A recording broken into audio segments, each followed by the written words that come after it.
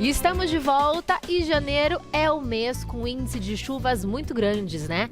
Diversas cidades do país estão em estado de alerta, como em Minas Gerais, onde recentemente em Capitólio aconteceu um trágico acidente com a queda de um paredão que matou 10 turistas. Para falar desse e outros acidentes que envolvem a natureza, nós convidamos o capitão do Corpo de Bombeiros, André Elias, que vai dar dicas que podem salvar as nossas vidas em viagens nessas épocas assim de tanta chuva, chuvas tão intensas. Seja bem-vindo, capitão. Obrigado. Muito obrigada, viu? Esse é um assunto muito importante porque esse acidente mexeu com todos nós. Foi uma grande tragédia. Sim. E aí várias perguntas surgiram após isso. Posso passear no mês de janeiro? Quais cuidados eu devo ter? Então acho que a primeira pergunta para a gente iniciar esse nosso bate-papo é como eu sei que o passeio que eu farei em natureza, o ecoturismo, é seguro ou não? Bom, Pamela, eu acho que primeiramente, obviamente que a gente pode passear, pode desfrutar das belezas naturais que o Brasil proporciona, mas com segurança. Então, inicialmente, empresas idôneas e empresas sérias que prestam esse serviço de maneira muito profissional, essa é a primeira dica. E toda e qualquer atividade ao ar livre, e principalmente esportes de aventura, elas demandam uma preparação prévia, demandam um preparo físico. Não adianta você, que é uma pessoa que não costuma praticar essas atividades, achar que vai conseguir subir uma montanha sem nenhum tipo de problema. Você precisa de guias especializados, você precisa saber da meteorologia, é de suma importância. Você precisa de equipamentos apropriados e adequados para essa atividade. Então, desde que você siga esses passos, você não vai ter problema nenhum e vai poder se divertir de maneira muito tranquila. Quais são os problemas mais frequentes nessa época do ano devido às chuvas? Olha, nessa época do ano, por conta das chuvas, o principal problema nas grandes cidades, nas grandes capitais, são as enchentes e os alagamentos. Então, a dica que o Corpo de Bombeiros passa é: nunca se coloque em uma situação de risco. Então, se você está acostumado a fazer um trajeto no qual vira e mexe acontece o alagamento, você já sabe disso, você tem esse conhecimento, você muda o seu trajeto, você espera a chuva passar. A gente sabe que essas chuvas elas acontecem geralmente no final da tarde. Então você aguarda um pouquinho no seu trabalho ou na sua residência, onde quer que você esteja, e aguarda. Hoje em dia nós dispomos de inúmeros aplicativos que nos fornecem essas informações de trânsito, de alagamentos, de ocorrências. Então a gente tem que utilizar essa tecnologia a nosso favor. Nós temos algumas perguntas que foram enviadas para a gente pelos nossos telespectadores. Eu vou colocar a primeira pergunta no telão. É da Eliette Medeiros. Eu vou viajar para uma cidade com cachoeiras. Como saber se o local é perigoso? Eu tenho medo de trombas d'água. Muito é falado, né, recentemente sobre trombas d'água. Pois é, Eliette. Primeiramente, Pamela, vamos distinguir o que é uma tromba d'água de uma cabeça d'água. Numa cachoeira ou num rio, você vai encontrar o fenômeno da cabeça d'água, que é o aumento repentino do volume de água, principalmente por conta das chuvas que acontecem nas nascentes desses rios. E a tromba d'água é o que acontece no mar, que parece ali um mini tornado. E essa tromba d'água é um fenômeno muito raro, então dificilmente você vai encontrar. Mas a cabeça d'água, sim, ela é previsível e você pode evitar. Como eu disse anteriormente, você vai procurar um local de cachoeira, de trilha, você precisa se informar com residentes, com guias locais, com pontos de informação turística. Se for um parque, por exemplo, ele vai ter com certeza um ponto de informação turística. Segundo, ficar de olho na meteorologia. Então a gente entra lá nos sites especializados e vê como que está. Existe a previsão de chuva, choveu muito nos dias anteriores, existe a previsão de chuva nas nascentes desse rio, em outras localidades acima do rio, porque essas chuvas na nascente do rio é que vai ocasionar o fenômeno da cabeça d'água, que é essa avalanche de água que vem trazendo consigo restos de árvores, impurezas, enfim, uma série de coisas. E pode acontecer de uma hora para outra também. Isso acontece, é muito repentino, por vezes são questões de segundos. Então, você olha a meteorologia, você se certifica com guias especializados, com residentes do local e ao chegar no local, você fica de olho. Marca um ponto na água. Se a água começar a subir muito daquele ponto, já é um sinal de que na nascente pode estar ocorrendo chuva. Marca uma pedra, algo Exato. que você consiga ver na margem e aí você vai monitorando, então. Com certeza, você monitora o volume do rio, você monitora a coloração da água. A água geralmente ela começa a ficar turva quando acontece esse fenômeno. E outra coisa que é muito interessante, você chegou no local dessa cachoeira, já tem em mente, trace na sua mente uma rota de fuga. Se acontecer qualquer coisa, eu vou fugir por ali, eu vou sair desse local por ali, de preferência te levando para um local alto e afastado da margem do rio. E na dúvida, não entre na água. Na dúvida, não vá. Não vá para o Exato. fundo, visite a cachoeira, observe Não e não pule, interage. Não pule de cabeça, nós temos inúmeros acidentes que a pessoa não conhece o local e ela quer pular de cabeça ali, não. Primeiro entre na água, veja, pergunte para as pessoas que estão ali. Próxima pergunta na tela, da Mariane Lopes. É verdade que se começar a chover na praia, mesmo se não houver raios, é preciso se proteger? Excelente pergunta, Mariane. É verdade? Olha, o Brasil, ele tem por característica inúmeras descargas atmosféricas elétricas, né? Então, ao menor sinal de chuva, principalmente na praia ou numa região descampada, você deve procurar um abrigo. Esse abrigo, de preferência, que seja de alvenaria, então um quiosque, um comércio próximo, se você estiver numa praia, saia imediatamente da água, porque as descargas atmosféricas, elas acontecem na areia e na água também, e a água, como nós sabemos, a água salgada do mar, ela conduz eletricidade. Então, se esse raio cair próximo de você, você vai sofrer essa descarga elétrica. Então, saia imediatamente, ao menor sinal de chuva.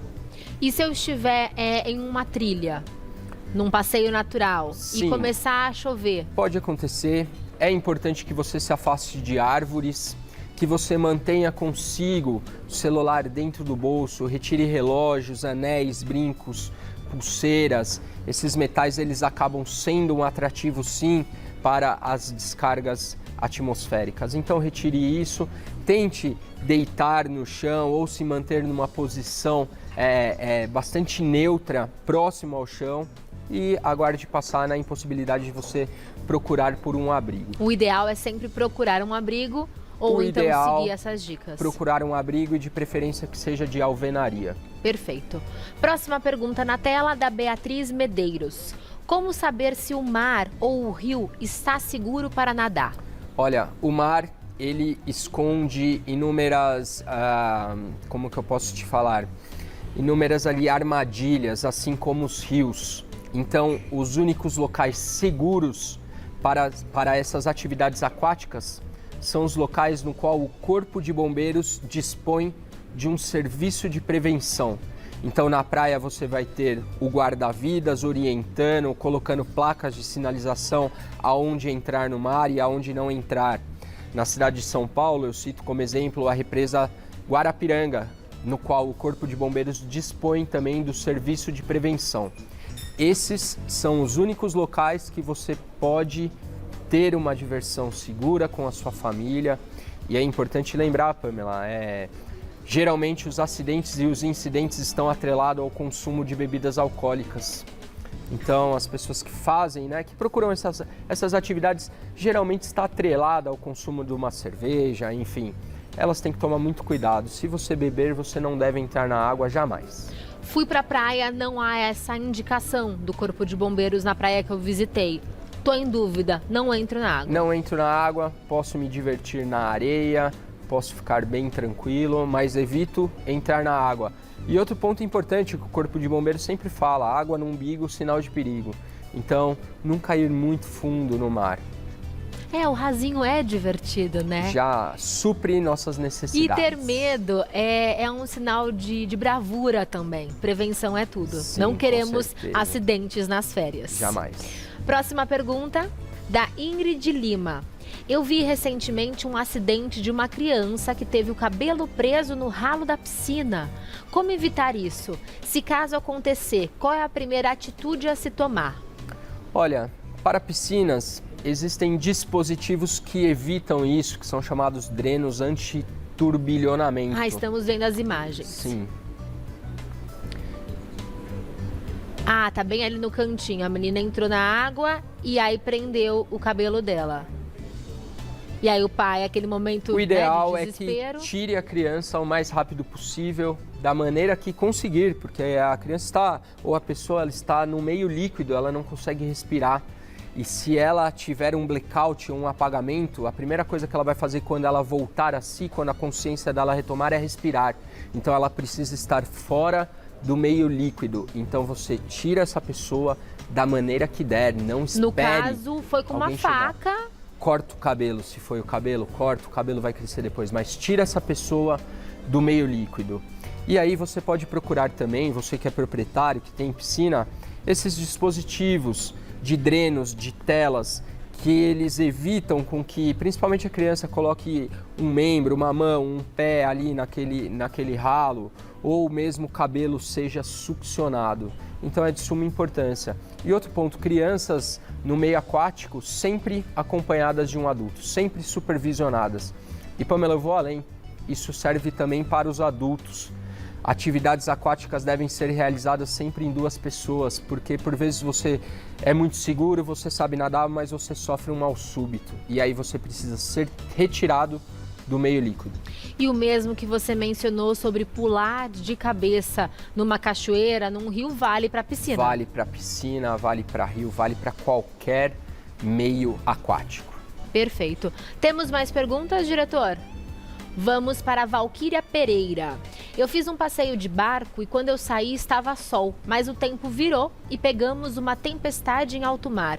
Como saber se isso acontecerá mesmo com o tempo aberto? Essa pergunta é excelente, porque nessa época do ano é assim. Às vezes o dia tá lindo e de repente muda. Sim, essa pergunta remete até a acidentes que já aconteceram com o evento morte.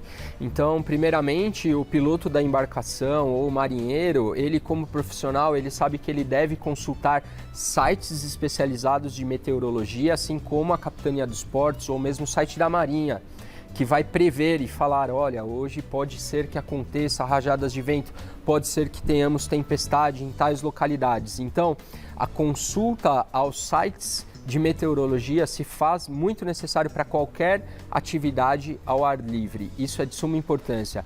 E se for uma empresa que te vendeu um pacote, como eu disse anteriormente, as empresas idôneas e sérias, elas não vão colocar um turista ou um cliente a uma situação de risco. Então, por isso que é sempre importante checar a empresa que a gente escolhe ao realizar o passeio. Com certeza. Próxima pergunta na tela, da Fernanda Amaral. Eu sempre fico com medo e não sei o que fazer quando chove muito e eu estou dirigindo. Se eu pegar uma enchente, como eu devo agir? Olha, Fernanda, como eu disse anteriormente, nós não podemos nos colocar em situação de risco. Mas caso eu esteja no meu veículo ou na minha motocicleta, o trânsito parou. Ao menor sinal que eu percebo que a água está subindo, eu abandono imediatamente esse local e procuro abrigo, de preferência em um local alto, em uma edificação de alvenaria, uma loja, um supermercado. Deixo o meu carro lá e saio daquele local. Espero a água baixar, porque da mesma maneira que a água sobe rapidamente, ela também tem essa vazão muito rápida. E aí eu espero e, enfim, pode ser que tenha alguns prejuízos, mas sendo eles materiais, é muito melhor do que colocar uma vida em risco. Não se colocar em risco, né? Esse é o lema. Eu volto já para a gente continuar nosso bate-papo. Vamos falar sobre um assunto tão importante, né? Estamos falando sobre o mês de janeiro, as chuvas, como nos prevenir. O que aconteceu em Capitólio mexeu com todos nós e muito se fala sobre o assunto, há várias pesquisas em andamento para entender o que aconteceu por lá, mas a pergunta é, isso é comum? Ou foi uma fatalidade? Foi algo assim fora da curva mesmo? Ou é comum desabamentos, um aumento no fluxo da água?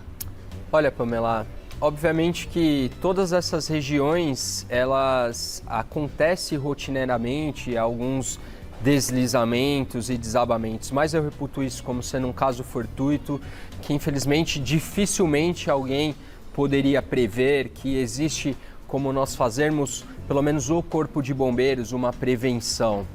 Agora, claro, há alguns sinais, por exemplo, pedras que soltam, que rolam ali, a gente pode ficar um pouco mais afastado desses paredões. O mesmo aconteceu em Pipa, em Praia de Pipa, né, com as falésias. Então, de repente, a gente se afastar um pouquinho dessas paredes, desses paredões rochosos, pode prevenir que isso aconteça, ou se acontecer, pelo menos não cai, né, em cima de onde nós estamos, né, de onde as pessoas estão. Agora, claro, é uma fatalidade, infelizmente nós sentimos muito e nós nos compadecemos com todos os familiares. E acidentes como esse modificam o modo dos cuidados que essa região passa a ter? O Corpo de Bombeiros intensifica esse trabalho para que não ocorra um acontecimento como esse novamente?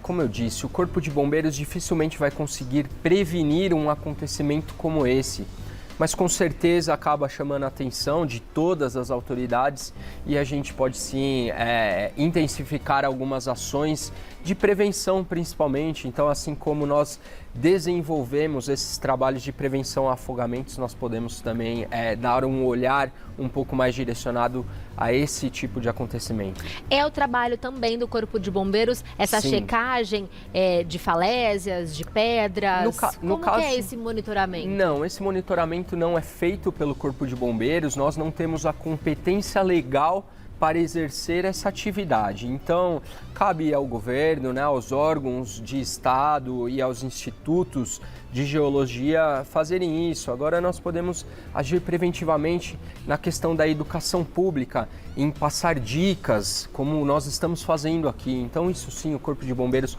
pode disponibilizar. O Corpo de Bombeiros de São Paulo, nós fazemos um trabalho bastante legal nas redes sociais, colocando dicas diariamente, algumas pílulas ali de acontecimentos que você pode ver, ler e guardar isso, ter para si e evitar um acidente. E eu acho que, resumindo esse nosso encontro, a frase que ficou para mim é: não se coloque em perigo. Jamais se coloque em perigo em uma situação de risco. Procure guias especializados, procure empresas idôneas para essas atividades. Cheque sempre a meteorologia.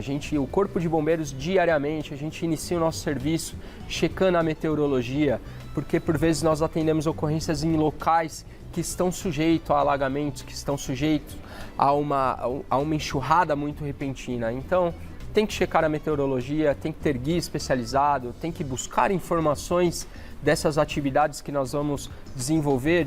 E hoje em dia a gente tem tudo isso muito facilmente na palma da nossa mão, que é o celular.